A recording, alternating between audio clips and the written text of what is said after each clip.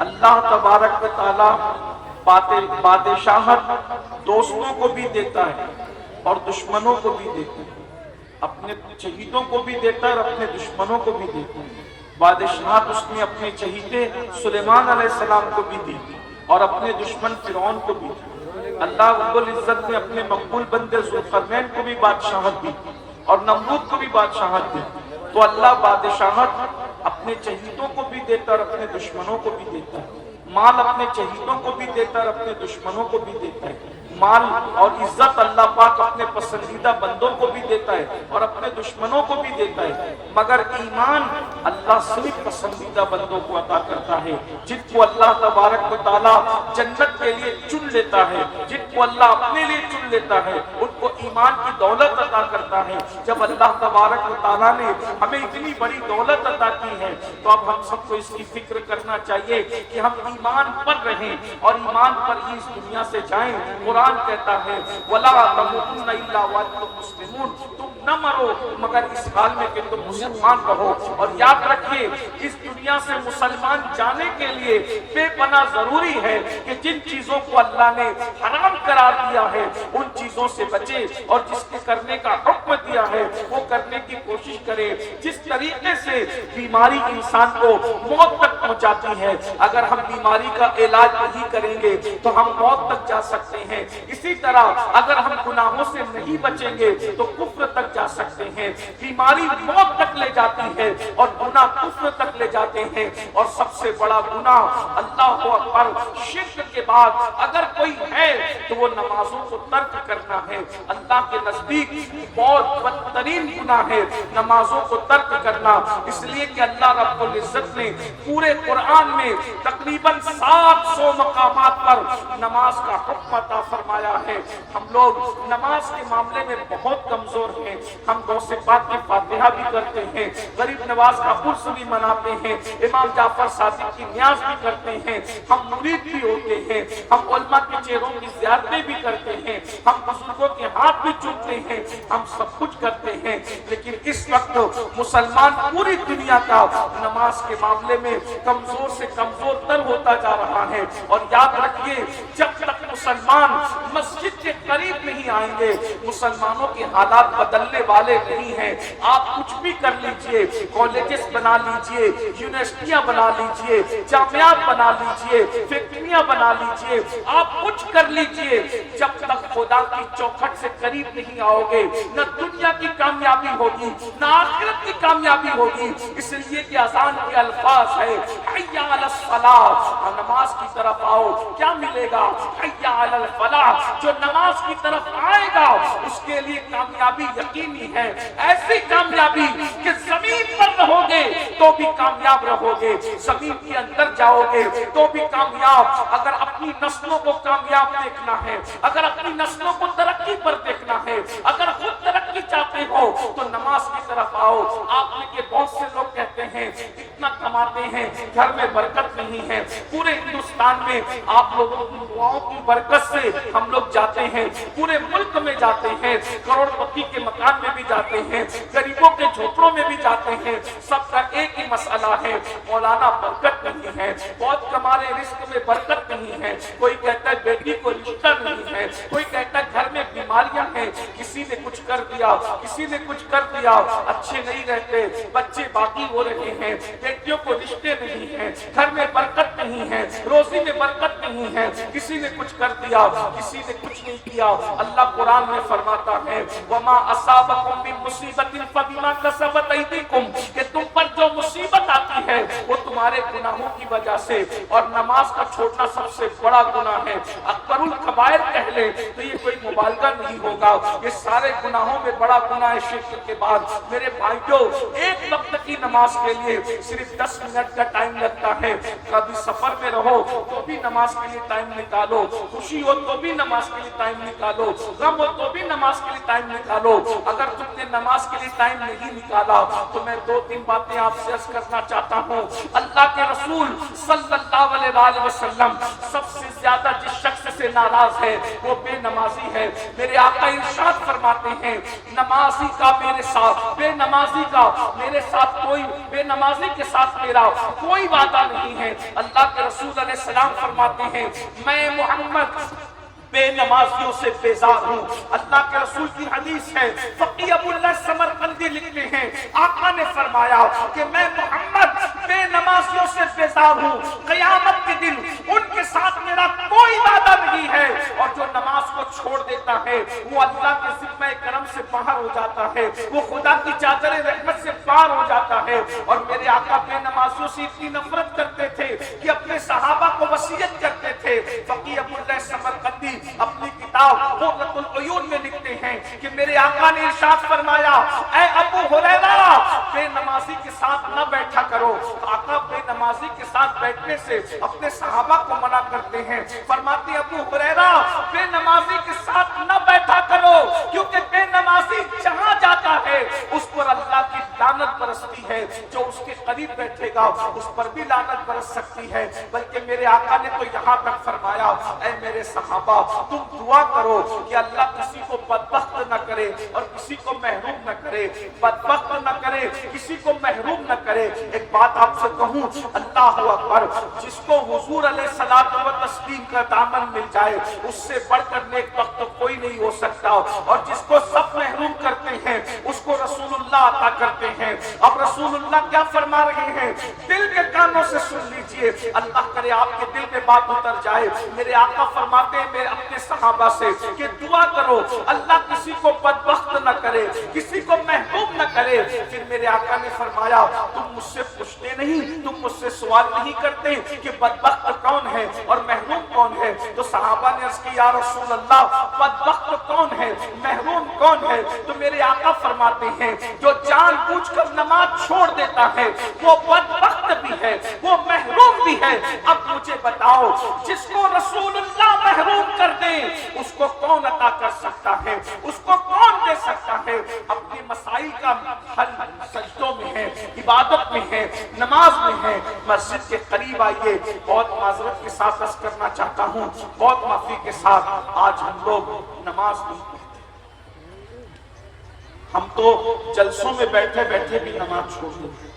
جو قوم جلسوں میں بھی نماز نہ پڑھے تو اس قوم پر پھر ظالم حکمراں مسلط نہیں ہوئی۔ جو اللہ کے گھروں کو ویران کرتے ان کے گھروں پہ بلڈوزر نہیں چلیں گے، جو خدا کے گھر کو ویران کرتے ان کے گھر نہیں اجاڑے جائیں گے۔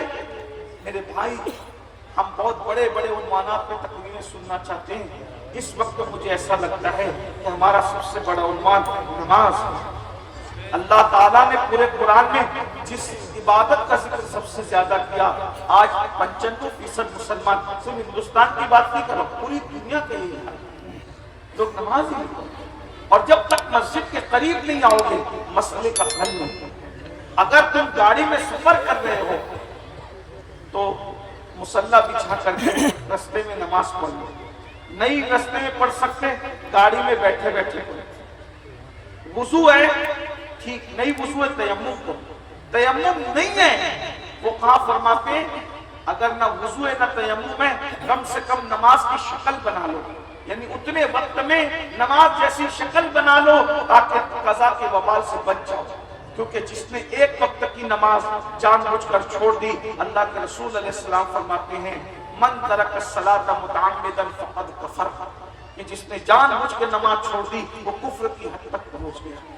اللہ کے رسول صلی اللہ علیہ وآلہ وسلم فرماتے ہیں بے نمازی پر 12 مصیبتیں آتی ہیں، 12 مصیبتیں، جن میں سے 3 مصیبتیں اس کی زندگی میں آتی ہیں، 3 مصیبتیں اس کو مرتے وقت آتی ہیں، 3 مصیبتیں اس کو قبر میں آتی ہیں، اور 3 مصیبتیں اس کو میدان محشر میں آتی ہیں۔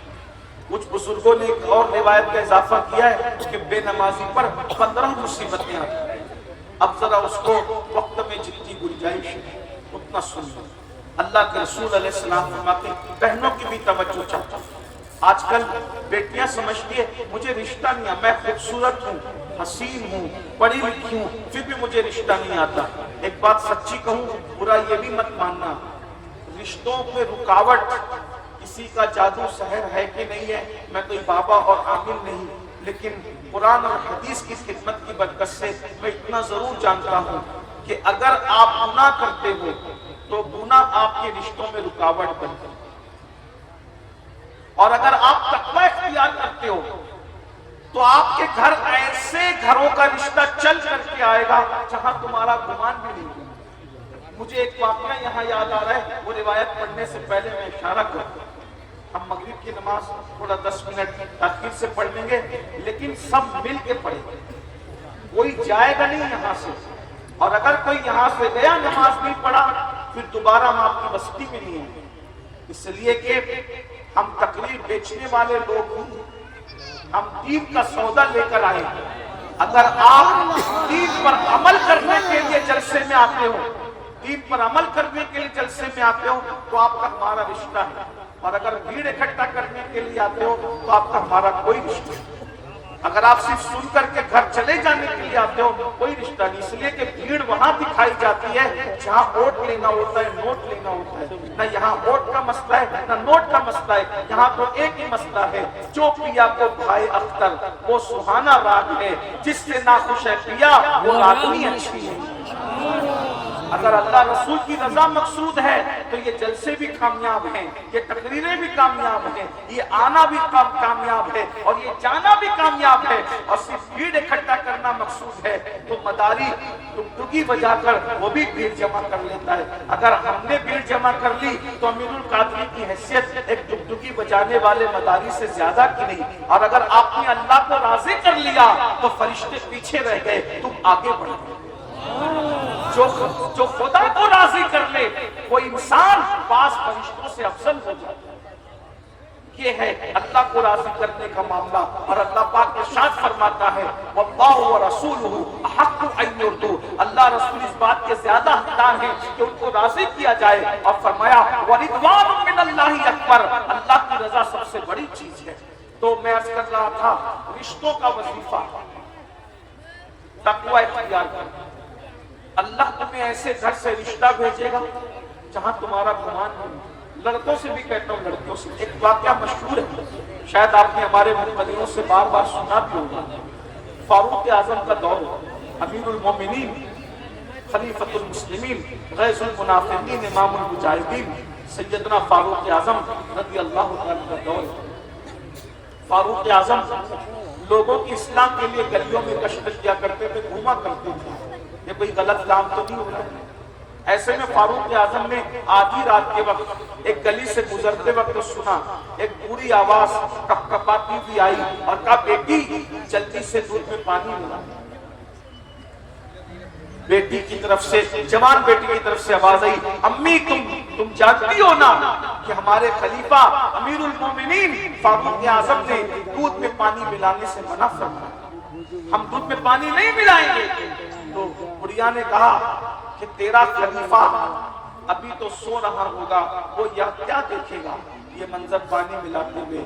تو لڑکی نے کہا امی خلیفہ تو نہیں دیکھ رہا ہے مگر اللہ تو دیکھ رہا ہے، خلیفہ نہیں دیکھ رہا ہے مگر اللہ تو دیکھ رہا ہے، میں دودھ میں پانی نہیں ملاؤں گی۔ فاروق اعظم کو یہ ادا اس لڑکی کی اتنی پسند آ گئی کہ آپ نے اس کے گھر پہ نشان بنایا اور اپنے گھر گئے۔ صبح کو اپنے سارے بیٹوں کو جمع کیا اور جمع کر کے کہنے لگے کہ میں بوڑھا ہو چکا ہوں، اب میں شادی تو نہیں کر سکتا، لیکن میرے بیٹوں تم میں کون ہے جو اس لڑکی سے شادی کرے جو اللہ سے ڈر کر اس کی نافرمانی نہیں کرتی۔ اور اس کے بعد آپ کے بیٹے تیار ہوئے اور پھر فاروق اعظم وہ رشتہ لے کر اس بڑھیا کے گھر گئے کہ تمہاری بیٹی کو میں اپنی بہو بنانا چاہتا ہوں، بتائیے کوئی بیچ میں اگوائی کرنے والا نہیں، کوئی رسائی کرنے والا نہیں، کوئی ذہن بنانے والا نہیں، کوئی لانے لے جانے والا نہیں، بولو فاروق اعظم کے گھر کا 3 بر اعظموں پہ حکومت کرنے والے امیر المومنین کے گھر کا رشتہ چل کر کے اس لڑکی کے پاس کیوں آیا؟ کیا اس کے حسن کی وجہ سے، کیا اس کے علم کی وجہ سے، کیا اس کے نسب کی وجہ سے، کیا اس کے خاندان کی وجہ سے، کیا اس کے قبیلے کی وجہ سے؟ نہیں، صرف اس لیے حرام کام نہیں کیا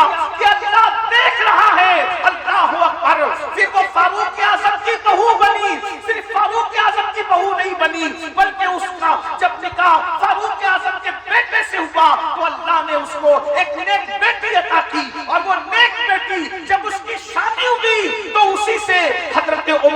عبد العزیز پہلی صدی کا مجدد پیدا ہوا، یعنی وہ پہلی صدی کے مجدد کی نانی بھی بن گئی۔ اس سے پتا چلا کہ تقویٰ کتنی بڑی چیز ہے۔ اللہ پاک ارشاد فرماتا ہے جو اللہ سے ڈر کے گناہ کو چھوڑ دیتا ہے، اللہ فرما رہا ہے، اللہ سب کی بات پہ یقین کرنے والوں اللہ کی بات پہ یقین کر لو۔ اللہ فرماتا ہے جب تم اللہ سے ڈر کے گناہ چھوڑ دیتے ہو، اللہ تمہیں ایسی جگہ سے روزی عطا کرتا ہے جہاں تمہارا گمان بھی نہیں جاتا۔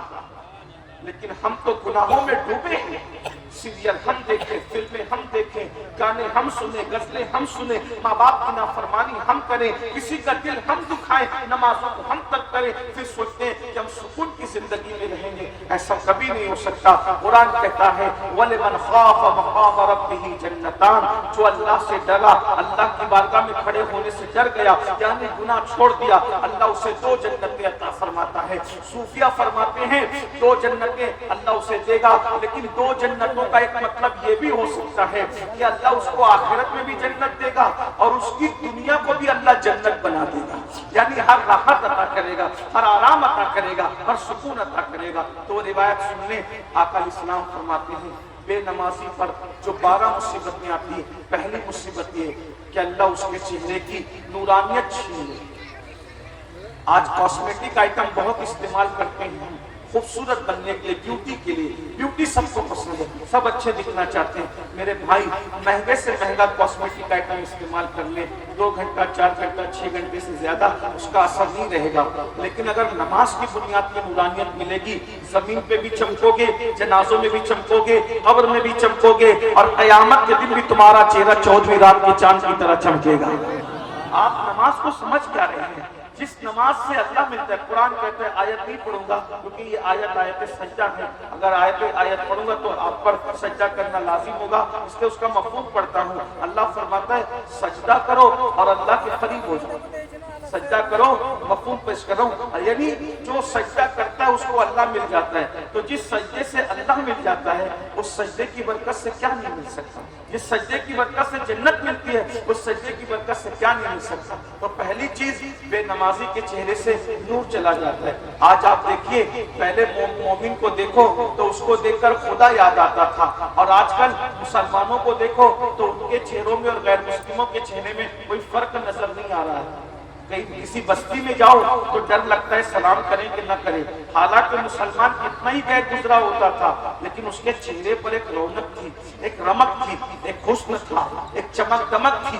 نماز چھوڑی، رونق چلی گئی۔ نمبر 2، آقا علیہ السلام فرماتے ہیں کہ بے نمازی کی اللہ روزی کاٹ دیتا ہے، اس کو تنگ دستی میں مبتلا کر دیتا ہے۔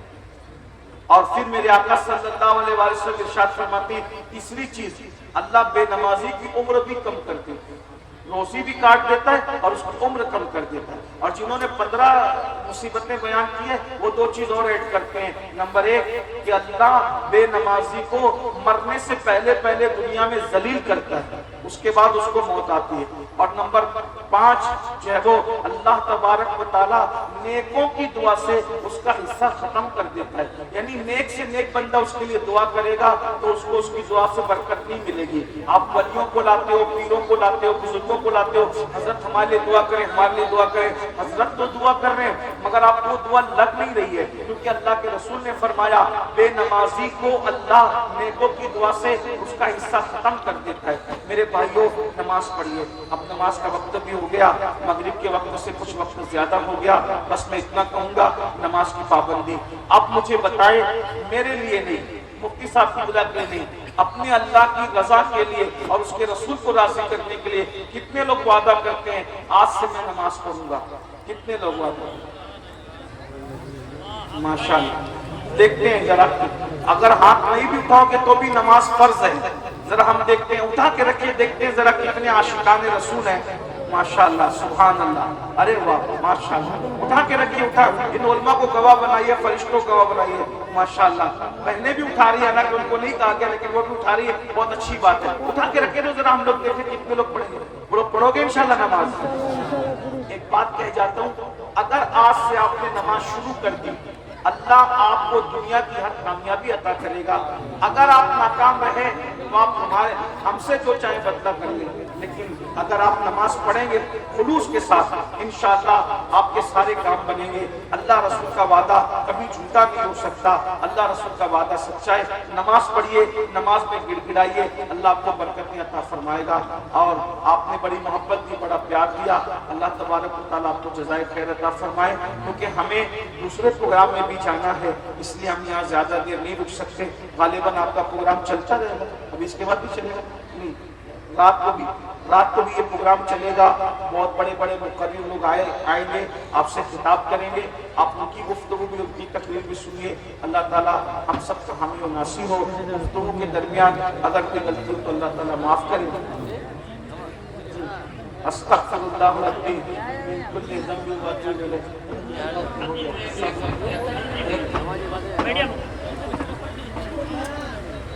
معزز حاضرین, درود شریف پڑھیے.